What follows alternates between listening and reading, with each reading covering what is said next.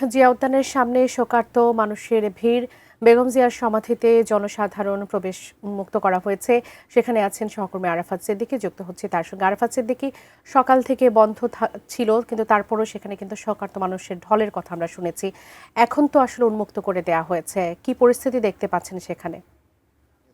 যে এই যে জিয়া উদ্যানকে ঘিরে সকাল থেকেই আসলে দেশের নানা প্রান্ত থেকে মানুষ এসছেন তাদের প্রিয় নেত্রীকে, তাদের প্রিয় আপসহীন নেত্রীকে, নেত্রীর যে কবর সেই কবর জিয়ারত করার জন্য। তবে জানেন যে সকাল থেকে নিরাপত্তার অজুহাতে কিংবা অন্য কোনো রাষ্ট্রীয় কারণে থাকতে পারে যে আসলে প্রবেশাধিকার ছিল না সাধারণ মানুষের, তাই কিছুটা হতাশা ছিল, কিছুটা ব্যর্থতা ছিল, কিছুটা গ্লানি ছিল মানুষের।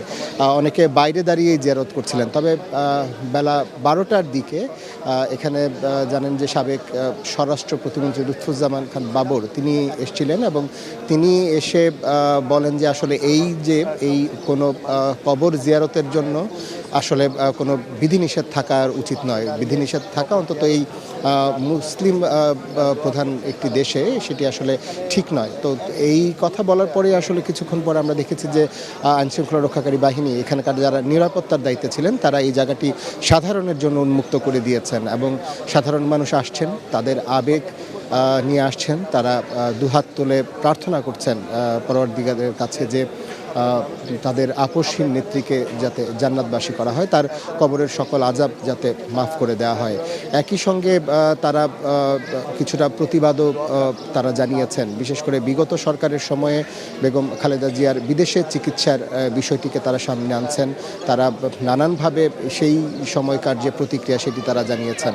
তারা বলছেন যে বেগম জিয়ার জানাজায় যে বাংলাদেশের ইতিহাসের একটি অবিস্মরণীয় জনসমুদ্র পরিণত হয়েছিল, সেই জনসমুদ্রের অন্যতম কারণ ছিল আসলে যে তার যে দীর্ঘদিন ধরে তার যে কারাবরণ, দীর্ঘদিন ধরে তাকে যে নির্যাতন, সেটির প্রতিবাদেই আসলে এত মানুষ এসেছিলেন। তো দেশের বিভিন্ন জায়গা থেকে মানুষ আসছেন, এসে তারা প্রার্থনা করছেন, তারা তাদের প্রিয় নেত্রীকে, যাকে হয়তো কাছ থেকে দেখা কখনো সম্ভব হয়নি, সেই তরুণ প্রজন্মের অনেকে আসছেন, তারা এসে এখানে জিয়ারত করছেন।